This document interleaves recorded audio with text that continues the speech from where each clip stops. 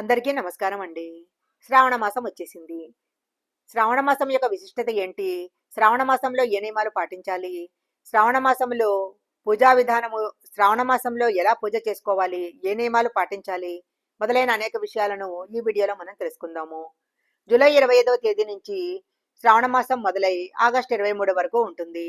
ఈ శ్రావణ మాసం నెల రోజులు కూడా చాలా పవిత్రమైనవి.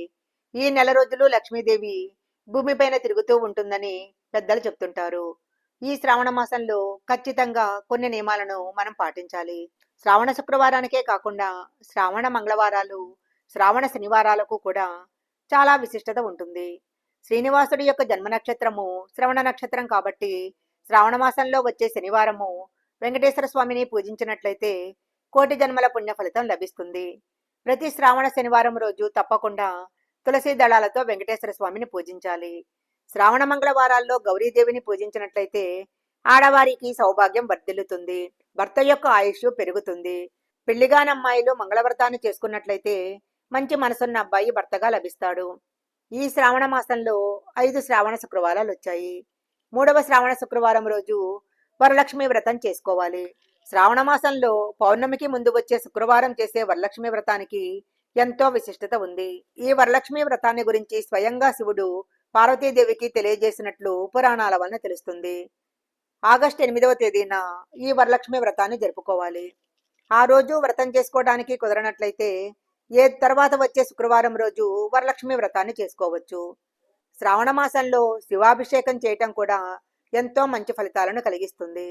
శ్రావణ మాసంలో సోమవారం రోజు పగలంతా ఉపవాసం ఉండి రాత్రి సమయంలో స్వామివారికి రుద్రాభిషేకము, బిల్వార్చనలు చేసినట్లయితే గత జన్మలో చేసిన పాపాలన్నీ కూడా పోతాయని పురాణాల్లో చెప్పబడింది. శ్రీ మహావిష్ణువుకి, శ్రీ మహాలక్ష్మికి, పరమశివునికి ఎంతో ఇష్టమైన శ్రావణ మాసంలో వ్రతాలు, పూజలు, నోములు, అభిషేకాలు చేయటం వలన సకల అష్టైశ్వర్యాలను పొందవచ్చు. శ్రావణ బహుళ అష్టమి రోజును కృష్ణాష్టమిగా, జన్మాష్టమిగా జరుపుకుంటాము. ప్రపంచవ్యాప్తంగా శ్రీకృష్ణుని ఆలయాలలో కన్నయ్య జన్మదిన వేడుకలు ఘనంగా జరుగుతాయి. శ్రీకృష్ణుడు స్వయంగా సంచరించిన ద్వారకా, బృందావనము, మధురలో జన్మాష్టమి సంబరాలు అంబరాన్ని అంటుతాయి. ఈ శ్రావణ మాసం నెల రోజులు ఇంటి గడప ఎప్పుడూ పచ్చగా ఉండాలి.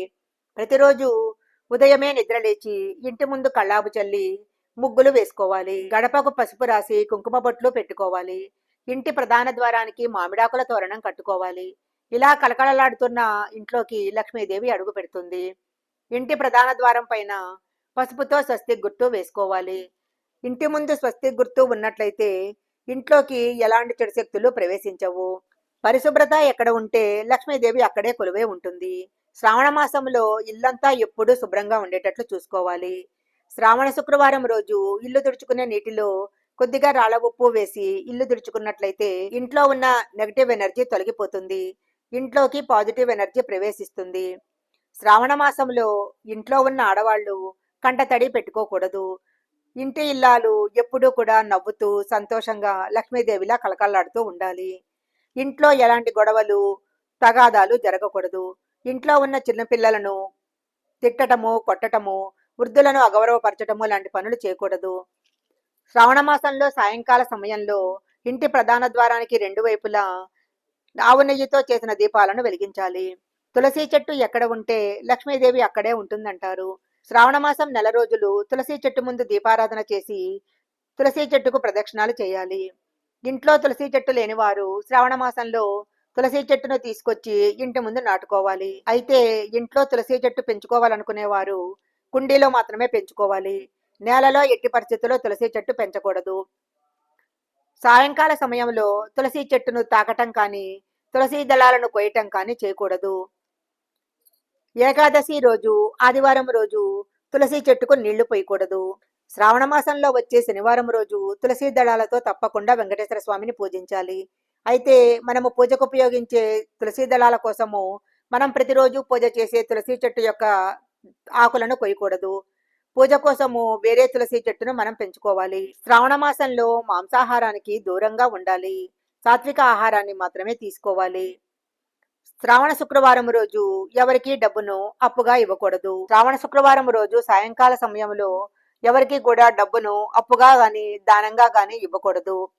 ఈ వీడియోలో చెప్పిన విధంగా శ్రావణ మాసం నెల రోజులు ఈ నియమాలను పాటించినట్లయితే లక్ష్మీదేవి యొక్క అనుగ్రహము తప్పకుండా కలుగుతుంది. ఈ వీడియో కనుక మీకు నచ్చినట్లయితే లైక్ చేయండి, షేర్ చేయండి. ఇలాంటి మరిన్ని వీడియోల కోసం మా ఛానల్ సబ్స్క్రైబ్ చేసుకోండి. పక్కనే ఉన్న బెల్ ఐకాన్ యాక్టివేషన్ చేసుకుంటే మేము పెట్టే వీడియోలన్నీ కూడా మీకు ముందుగానే నోటిఫికేషన్గా వస్తాయి. మరొక మంచి వీడియోతో మళ్ళీ కలుసుకుందాం.